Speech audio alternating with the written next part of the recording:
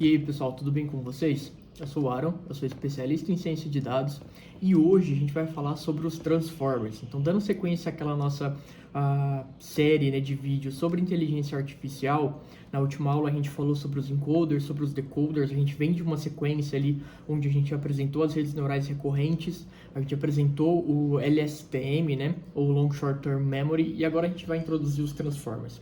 Os Transformers eles foram introduzidos ali num artigo chamado Attention is all you need, ou seja, atenção é tudo que você precisa, né? Um artigo do Google de 2017, um time do Google, né?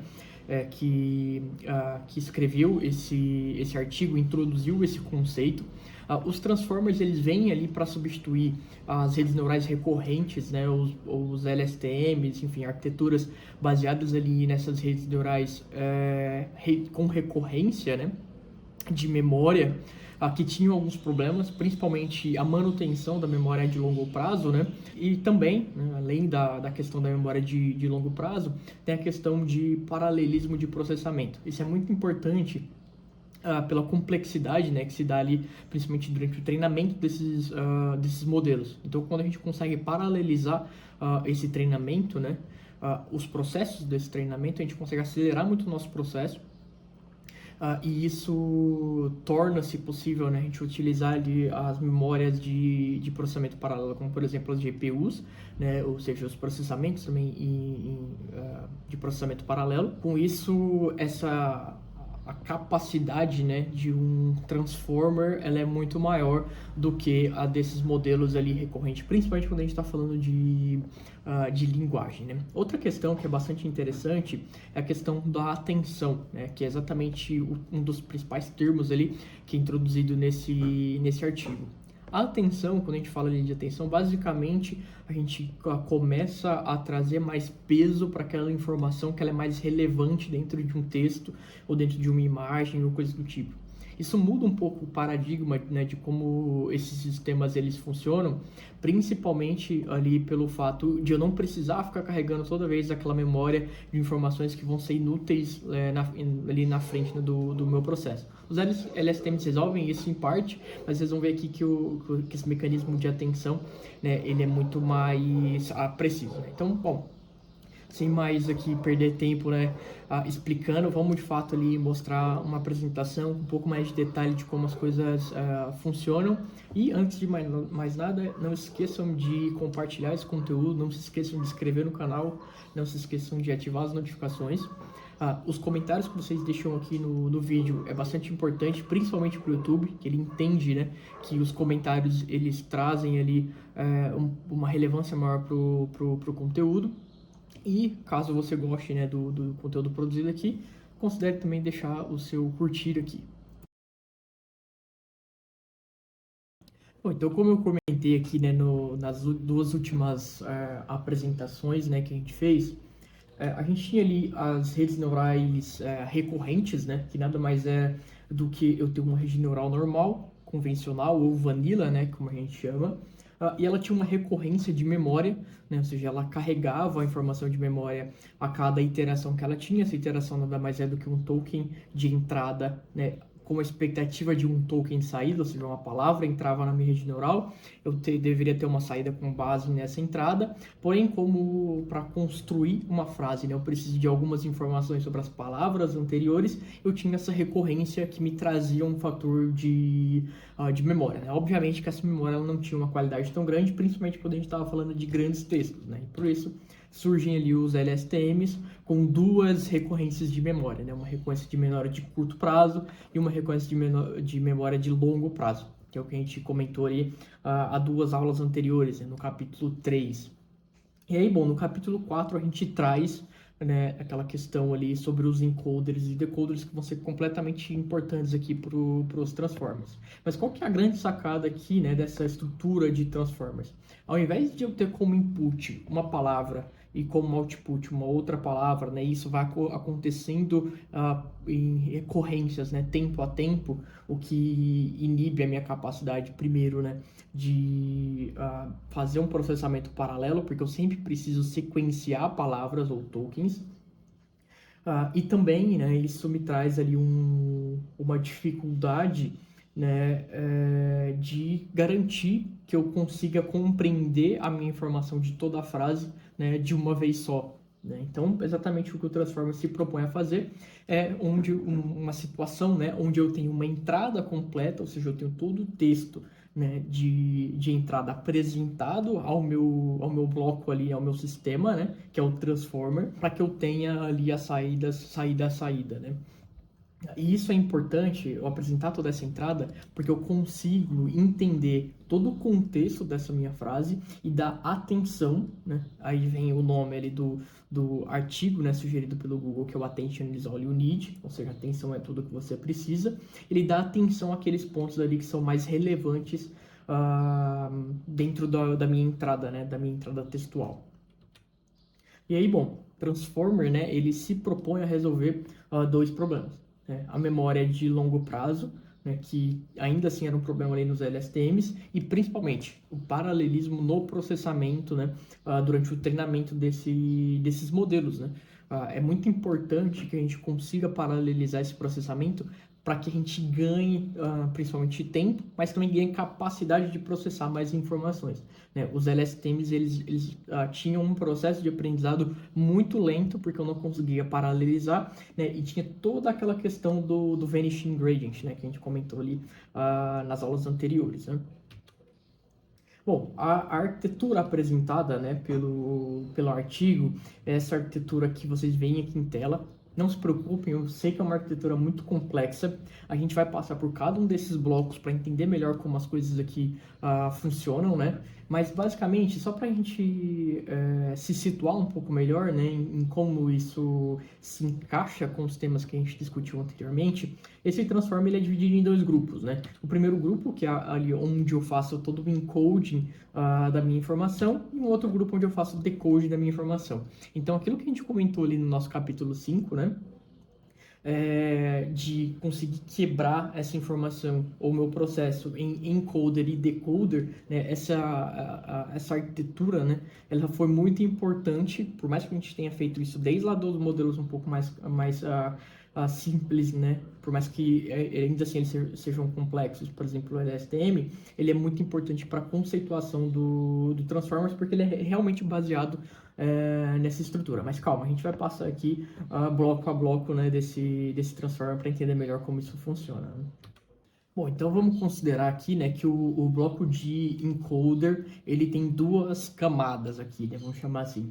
Então ele tem uma camada que a gente chama aqui de uma camada de multi-head attention, ou seja, uma camada de atenção de múltiplos blocos ali, né, ele chama de com várias cabeças, né, e uma outra camada que é uma camada de feed-forward, né? Uma camada de uma rede neural vanilla. Eu tenho as minhas entradas ali elas estão como input embedding, né? O que é esse input embedding? A gente já falou lá atrás também, que nada mais é do que eu converter a minha informação textual em uma informação numérica. Caso você não tenha assistido os vídeos anteriores onde eu explico esse conceito, volta lá nos vídeos que a gente já explicou como funciona essa questão do input embedding, né, que é converter a minha entrada textual em informação matemática, né, vetorial. Uma outra coisa que é interessante aqui também nessa arquitetura do Transformers, que está ali nesse lado ali, né, do encoder, mas vai estar também ali no decoder, é a questão do positional encoding. O que é isso? Como eu tenho várias palavras, né, encadeadas aqui no meu input, na minha entrada, eu preciso falar qual que é a posição de cada uma dessas palavras antes de eu apresentar essa informação ali para dentro do meu bloco, né, do meu transformer. Isso é importante porque muitas frases, né, a ordem em que as palavras estão, elas importam, porque isso muda completamente o contexto, né, das frases. Então, por exemplo, quando a gente está falando de uma tradução de texto, eu vou até mostrar um exemplo logo mais à frente, mas quando a gente está falando de uma tradução de texto, por exemplo, do inglês para o português, se eu estou falando sobre uma camisa branca, por exemplo, né? Eu vou falar white shirt em inglês. Quando eu estou falando em português, a ordem das coisas mudam. Né? Eu falo, por exemplo, camiseta branca, não branca camiseta, como eu falo no inglês.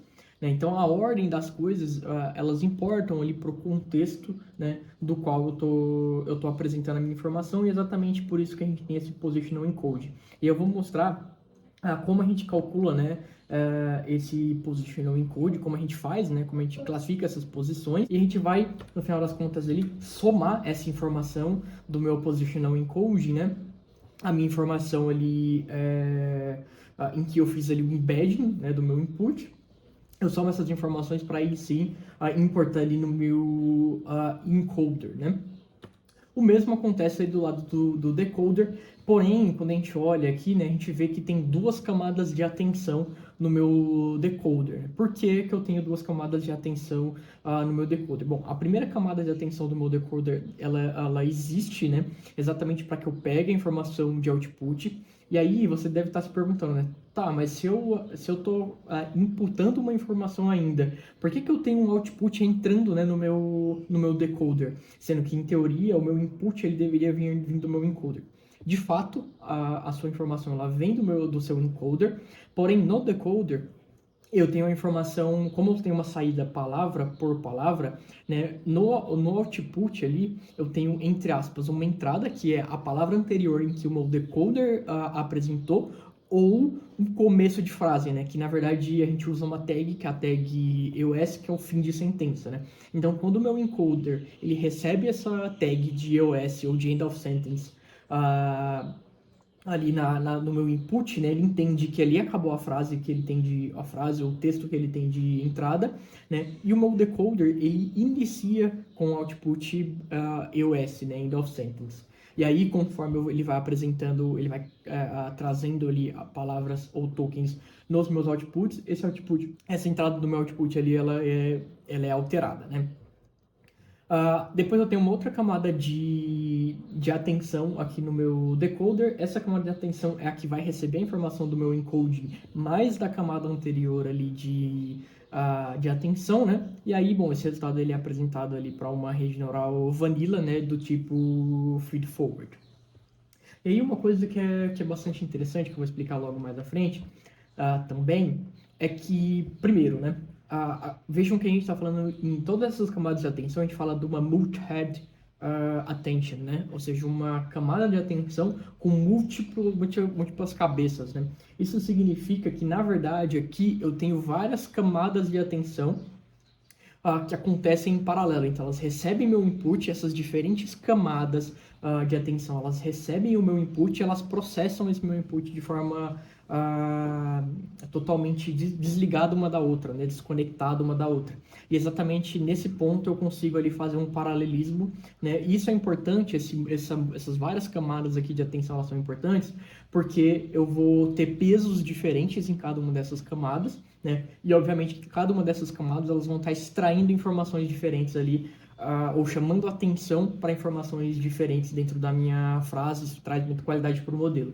Inclusive, no modelo original, né, do artigo, eles utilizam 8 camadas de atenção. Outra coisa que é bastante importante a gente comentar aqui também é que o próprio encoder, né, esse bloco de encoder, ele também ele tem várias camadas, então ele tem vários encoders, né? Inclusive no artigo original ele tem 6 encoders e 6 decoders, né? Então ele tem ali vários encoders, vários decoders que recebem essas mesmas informações aqui, né, de entrada, e as mesmas informações ali de saída, né, para fazer todo esse processamento. Então, no final das contas, ali eu tenho um volume bastante alto, né, de pesos que estão sendo ajustados e de operações matemáticas que estão acontecendo ali, né.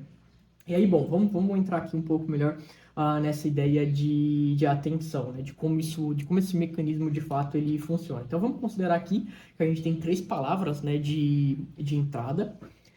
Eu já transformei aqui, né, entre aspas, elas para vetores, né? Então elas já são informações matemáticas, então eu tenho cada uma dessas 3 entradas. E aí eu faço aquela adição, né, daquela informação que é o meu positional encoding, né? E aí aqui tem uma coisa bastante interessante, né? Como que funciona esse positional encoding? Então, para cada uma dessas palavras, né, eu vou somar um valor. Eu vou somar para cada um desses escalares, né? Eu vou somar um valor e esse valor vai me dar ali, entre aspas, né, para o meu modelo, a posição. Porém, essa posição, né, ela é variável. E aí eu tenho aqui, né, nesse eixo X, né, qual que é a posição do vetor do qual eu vou afetar, né? Então, se for a primeira posição, vou até colocando aqui para ficar mais claro para vocês. Vendo aqui eu tenho esse 1, então isso significa que na primeira posição, né, de cada uma das palavras, eu vou somar os números que vão estar aqui nessa senoide, então eu tenho operações de senos e cossenos para que eu consiga fazer, né, esse cálculo. E aí o primeiro valor, vai ser que eu vou somar, né, vai ser esse que está aqui nessa posição 1. Então aqui mais ou menos 0,9. Né? Na segunda palavra eu vou somar o que está aqui no 2. Né? Isso para a primeira letra que eu vou chamar, né, do meu token. Para a terceira a mesma coisa. Então eu vou fazer isso daqui. Então eu peguei aqui na posição 2 está mais ou menos aqui no menos 1, na posição 3 também está mais ou menos no menos 1 aqui. Já para a segunda posição de cada um deles, eu vou fazer a mesma coisa, porém com essa outra senoide aqui. Então, vou pegar aqui o menos 0,3, menos 0,3, e aqui mais ou menos no 0,4, né? E aí, bom, eu vou fazendo aqui esse processo, né? Ali, enfim, para cada uma das letras, eu considerei aqui 3 letras só para facilitar, né, a nossa vida e os nossos cálculos. Né? E aí, no final das contas, o que eu tenho são esses vetores aqui, que são os meus vetores posicionais, né? Vamos chamar assim. E aí, exatamente o que a gente tem aqui, aquela primeira parte do bloco, né? Então, eu tenho as minhas entradas, que são as palavras. Essas palavras, elas são embedadas aqui, né? Eu transformo elas em vetores numéricos. E aí, eu somo essas informações aqui do meu positional encoding, que vem dessas operações senoidais aqui, né? E isso daqui é bastante interessante, porque eu consigo, né, eu não deixo as coisas fixas ali para fazer essa soma do meu posicional. Né? E, inclusive, caso eu tivesse aqui uma desorganização das minhas palavras, né? Essa palavra fosse anterior aqui, enfim, esses vetores de posição eles fariam esse chaveamento, né? E eu conseguiria manter a semântica da minha frase, né? Bom, o que eu estava falando lá sobre a questão da tradução, né? E aí exatamente esse é o mecanismo aqui de dar atenção para essas palavras. Se a gente olha, por exemplo, né, uma frase aqui que está sendo traduzida de inglês pro francês. Então ele fala aqui, né? O acordo da área da União Europeia, né? Ou seja, da zona do euro ali, foi assinado em agosto de 1992. Né? Quando eu traduzo isso para francês, eu não vou me arriscar aqui, né, no francês, mas vocês vão vendo que cada letra, né, cada palavra aqui, na verdade, cada token, ele meio que é traduzido de uma forma a criar essa diagonal principal aqui, né, porque o que eu estou dizendo é a posição do meu vetor de entrada, ou do meu token de entrada na frase é exatamente igual ali à posição do meu vetor depois de traduzido, né? Mas isso não acontece, por exemplo, quando a gente está falando aqui da zona da European Economic Area, né? Por exemplo, isso acontece também quando a gente está traduzindo para o português. Aqui seria a zona econômica europeia, né? Então, isso aqui, quando a gente traduz aqui para o francês, ele faz a mesma coisa. Então, zona econômica europeia. Isso cria, né, uma mudança na ordem das coisas. Porque se no final das contas, se eu mantesse ideia da forma como está aqui, eu teria traduzido para Europeia Econômica Área. Então, assim, não faz muito sentido, isso perde o contexto, né? E é exatamente por isso, pela falta, né, desse mecanismo de atenção, que os tradutores antigos ali, eles tinham esse problema, né, de manter ali a ordem das coisas um pouco bagunçadas, né? Você acabava não conseguindo manter uma ordem coesa das palavras quando você usava um tradutor, né?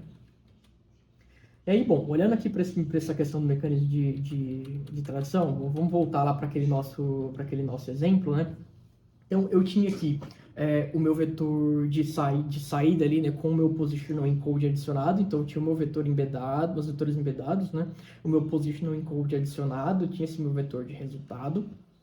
E aí uma coisa que a gente vai fazer que é o seguinte, para cada uma dessas palavras, a gente vai multiplicar por dois outros vetores aqui, né? Então, essa minha palavra aqui, eu vou multiplicar por esse vetor, aqui eu já vou explicar o que cada um desses vetores são, tá?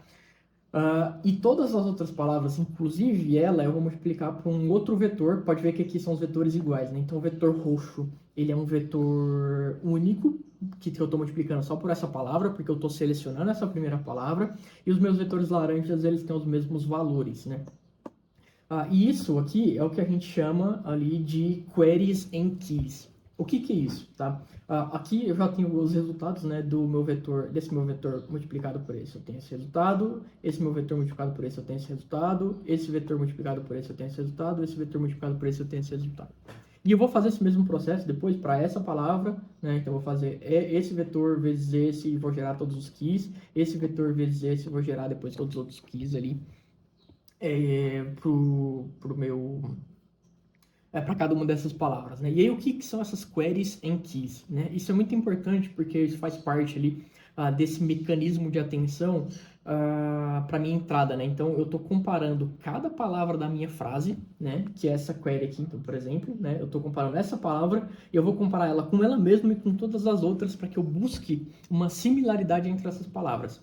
E esses vetores, né, que eu multipliquei, esse vetor, eles são vetores aleatórios, tá? Então, eles são inicializados aleatórios. Eu escolhi aqui números quaisquer, né, para fazer essa inicialização. E a query nada mais é do que a minha informação original, né, e os keys são informações das quais eu estou buscando essa relação. Então, pensa, por exemplo, como uma busca quando eu faço uma busca no vídeo do Google.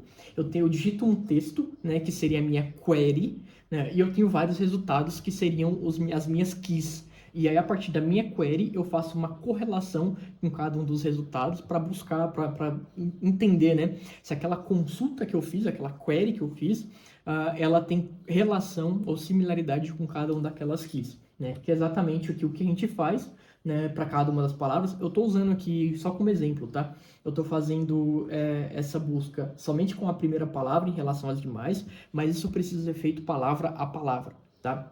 Então, eu faço aqui o produto escalar dessa query com essa aqui, que é da própria palavra, dessa query com essa aqui, dessa query com essa aqui, e aí eu tenho os produtos escalares, né? Produto escalar nada mais é do que eu multiplicar esse valor esse valor por esse valor, somar com esse valor vezes esse valor, somar esse valor com esse valor, né? Então, eu tenho dois vetores ali, ou uma matriz, eu multiplico as linhas pelas colunas, né, e vou somando esses valores, né? E aí eu tenho esses três resultados aqui. Esse resultado de menos 0,7 para minha própria palavra, o de menos 0,3 para minha segunda palavra e o de menos 0,9 para minha terceira palavra. No final das contas, eu ainda tenho um terceiro fator, né, que é o fator que a gente chama de valor, tá? Que é esse terceiro, que é esse que está em azul claro. Então, eu vou multiplicar esse meu vetor de entrada aqui, que eu fiz o meu positional encoding ali, né? Por esse valor, eu vou ter uma matriz de resultado. Mesma coisa eu vou fazer para cada uma das minhas palavras, né? Para que eu tenha esses resultados. E são os meus valores, né? Esses valores vão ser aquilo que eu vou comparar depois, de fato, né? Com a minha query, com a minha key, tá? Já vou explicar como isso funciona. Eu aplico o softmax, né? Softmax nada mais é do que uma função, né, sigmoidal. Eu vou deixar ela até aqui no cantinho. É uma função sigmoidal, onde a partir de uma determinada entrada eu vou assumir uma determinada saída, né? Então, aplicando o softmax para cada um desses valores, a gente tem o valor aqui em tela. E aí o que a gente vai fazer é multiplicar cada uma desses valores, por exemplo, esse meu valor aqui da multiplicação escalar, né, do produto escalar entre a query e o key. Eu vou multiplicar eles pelos valores e eu vou ter aqui essas três matrizes, né, esses três vetores, que são os vetores ali de similaridade, né? E aí, bom, eu vou somar esses três vetores e aí eu tenho aqui, então, o meu vetor de contexto daquela primeira palavra com relação às demais palavras, né? Então, eu tenho esse vetor aqui de contexto e isso é exatamente aquilo que é saída ali daquela minha primeira camada, né, que é a minha camada ali do Multi-Head Attention. Algumas coisas que são importantes aqui. Esses valores, né, que eu defini para o value, para o query, para o key, essas matrizes, né, essas matrizes elas foram geradas aleatoriamente. E exatamente aquela condição, né, de eu ter um Multi-Head Attention, né, ou seja, eu ter várias camadas de atenção, eu consigo gerar diferentes valores né, aqui para essas matrizes e extraindo características diferentes do meu vetor de entrada, né? Então, contextos diferentes. E também eu tenho diferentes decoders, né? Exatamente pelo fato de eu ter diferentes decoders, né, isso auxilia todo esse meu processo.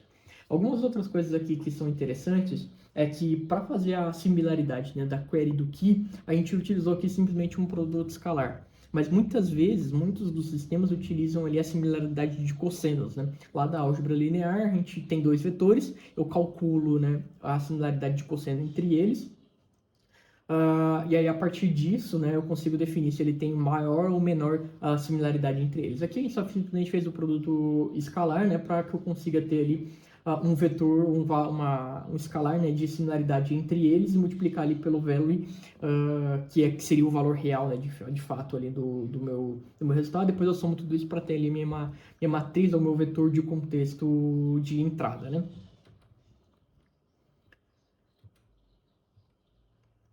Bom, então exatamente aquilo que eu tava falando ali, né? Dentro depois do meu multi-head attention, né? De eu fazer aquela questão de atenção. Eu normalizo essa minha informação utilizando ali o softmax, né? Que é essa parte aqui de normalização que a gente está vendo aqui. E eu somo esses vetores, né? Esses valores, que eu tenho, inclusive aquele resultado ali em preto, né? Aquilo que eu faço ali naquele meu resultado em preto. E outra coisa que eu faço também aqui, né, nessa questão aqui de normalização, vejam que eu tenho aqui uma perninha, né, puxando aqui do meu positional encoding e adicionando essa informação dentro do meu multi-head attention. E aí isso é muito importante também, né, que é o que eu tenho aqui. Então, nessa soma, eu tenho a minha saída do meu multi-head attention e a entrada, né, ou a saída do meu positional encode, e eu tenho aqui o meu resultado que vai ser apresentado com o meu feed forward, e isso eu preciso fazer para cada uma das palavras, né? Eu não faço isso, eu só estou usando aqui como exemplo a primeira palavra, mas todo aquele processo que eu fiz de cálculo ali, ele precisa ser feito palavra a palavra ou token a token, né? E aí, bom, isso daqui me gera, né, o que a gente chama de conexões residuais, né, o residual connections. Ele fala dessa questão de residual connections, por quê? Porque eu preciso buscar essa informação aqui da minha entrada e sempre adicionar, né, essa minha informação de entrada na minha saída, porque isso faz com que eu não precise ficar perdendo tanto tempo, né? Ou não precise ficar ajustando ou fazendo tuning do meu modelo, buscando uma informação que eu já tinha lá no passado. Então, eu reapresento essa informação residual, né? Para ele, para que eu não precise ir buscar informações do passado, né? Bom, e aí aqui uma outra coisa importante, né, que depois que eu aplico essa minha saída do meu multi-head attention, eu aplico isso dentro da minha rede neural vanilla, né, do tipo feed forward. Essa informação, de novo, né, ela é adicionada aqui, né, de uma informação residual. Então, tudo que eu tinha ali da minha iteração passada, né, eu carrego isso para o meu resultado, né, e aí, de fato, eu tenho esse processo onde as informações do meu encoder vai para o meu decoder aqui nessa segunda camada, como eu tinha comentado. E uma coisa que é importante, né, a gente vê aqui duas setinhas entrando nesse multi-head attention e uma setinha entrando aqui nesse outro multi-head attention, enquanto em todos os outros entram três aqui, né, direto.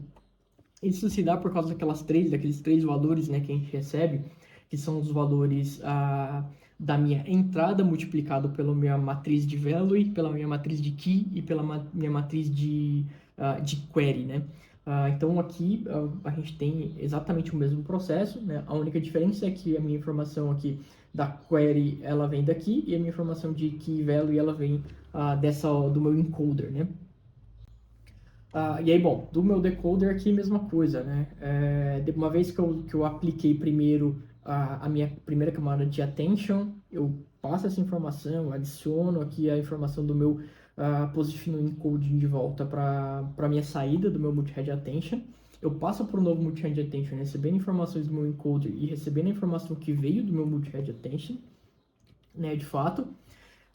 Passo essa informação aqui faço de novo, né, toda aquela questão de adicionar informação, normalizar pelo softmax, passo pelo meu feed forward, normalizo de novo minha informação, adiciono de novo, e aí por fim, né, eu linearizo esse meu output e aplico ali um softmax para que eu consiga ter a minha probabilidade de qual que é o token de saída. E aí, uma coisa que é interessante aqui é que a minha saída dessa minha rede neural, ela é um conjunto é um vetor, né, que tem ali todas as possíveis palavras, todas as possíveis saídas, né, e isso faz ali com que eu tenha essa probabilidade de output. Inclusive, boa parte desses modelos, né, tanto as entradas para me fazer o embedding, quanto as minhas saídas para que eu calcule ali qual que é a probabilidade do próximo token, eles têm um volume absurdo ali de entrada, né, um volume muito grande de entrada, exatamente para mapear boa parte das palavras que a gente tem ali nessas determinadas línguas, né, linguagens. E aí, bom, aqui por fim, né, a gente consegue chegar naquele modelo original que eu tinha mostrado para vocês, exatamente da mesma forma, né, como a gente tinha no diagrama inicial. A gente só foi passando ele parte por parte nesse diagrama, nesse novo diagrama, né, para conseguir entender melhor como cada parte desse processo tem. Mas se vocês olharem aqui para cada um dos steps, é exatamente o mesmo diagrama, né? A mesma diagramação que a gente tinha ali no artigo original. E uma coisa que é interessante aqui de ver no artigo original é aquilo que a gente tinha comentado, né? Está aqui n de x, quer dizer que eu tenho n encoders, eu tenho n decoders que faz todo esse processo, né? E aí no final das contas eu tenho as saídas desses n decoders e desses n encoders, que são alimentadas um a um aqui, né, nessa minha camada do meu encoder para o meu decoder, e depois aqui nas saídas para que eu classifique essa probabilidade, né, de ser um determinado token, né. Então, ali no final das contas, eu acabo tendo as redes neurais aqui fazendo esse trabalho final, né. E assim, uma coisa que é bastante interessante é que os resultados, né, daquelas multiplicações de cada um dos tokens de entrada pelas minhas matrizes de query, de key, de value, independente de qual cenário que ele está dentro do encoder ou do decoder, eu consigo fazer todos aqueles cálculos de maneira paralela. Eu não dependo, né, que uma informação de uma outra palavra tenha uma saída para que eu consiga continuar processando todas as outras palavras. Então, eu consigo fazer o processamento de todas as palavras de uma única vez, né, sem fazer esse processamento aqui sequencial, uma vez que eu já recebo, né, no meu input todas as minhas palavras, né? E aí isso facilita muito o meu processo, torna esse processo muito mais rápido. Eu não tenho aquela preocupação de ficar carregando memória de cada uma das palavras que foram importadas ali para o meu modelo, né? E ficar carregando, né, essa memória a cada iteração de tempo. No final das contas, aqui eu recebo tudo de uma vez, processo tudo paralelamente, fazendo todos esses cálculos, né? Isso aí traz um poder de processamento bastante interessante para a solução desses problemas, né? E exatamente por isso, por essa praticidade, né, desse processo, é que a partir da aplicação dos transformers, né, nesse mundo, principalmente olhando para LLMs, é que a gente conseguiu ter as evoluções tão rápidas, né, com o tempo. Obviamente que a gente teve ali, depois dessa introdução, né, dos transformers, a gente teve o Google BERT, a gente teve as versões ali do GPT, né, GPT-3 principalmente, que são totalmente baseadas nos transformers. Inclusive, né, a sigla GPT é de Generative Pre-trained Transformer, né? Então, basicamente, né, é um transformer pré-treinado, porque ele fez todo esse processo de treinamento e aprendizado, né, para ajustar todas aquelas matrizes ali de query, key, value, né, de todos esses encoders, todos esses decoders. Inclusive também, né, no aprendizado ali desses modelos de feed-forward, né, que a gente tem aqui em ambos, tanto o encoder quanto o decoder. E ele é generativo porque, né, a partir de um determinado input, ele vai escrevendo ali esses outputs, né, com base nessa probabilidade. Bom, eu sei que é um tema bastante complexo, né, como esses transformers funcionam, mas uma coisa que é bastante importante de a gente entender, né, é esses conceitos ali de atenção, né, que baseiam-se naquela condição de key, query and value, né? São essas três informações que são ali cruciais, que está dentro desse mecanismo de atenção, desse multi-head attention, né? Tanto no encoder quanto no decoder. Esse é o ponto principal ali, né, que a gente tem. Além desse mecanismo, né, de atenção, toda essa arquitetura, né, com múltiplos encoders, com múltiplos decoders, que tem uma complexidade de apresentar todas as palavras de uma única vez é que tornam esse processo tão interessante, né? Basicamente é isso que a gente tem aqui para esse tema. Se você não entendeu alguma parte, volta aqui no vídeo, vê ali, tenta entender melhor no detalhe, né, cada uma dessas coisas. Eu vou deixar o link do artigo original aqui na descrição. Eu vou deixar também alguns materiais relacionados, inclusive todo o artigo original comentado e codificado, para caso você tenha algum interesse ali de aplicar, né, como esse artigo ele foi construído e escrito. Beleza, pessoal? A gente se vê aí no próximo tema dessa série aí de vídeos.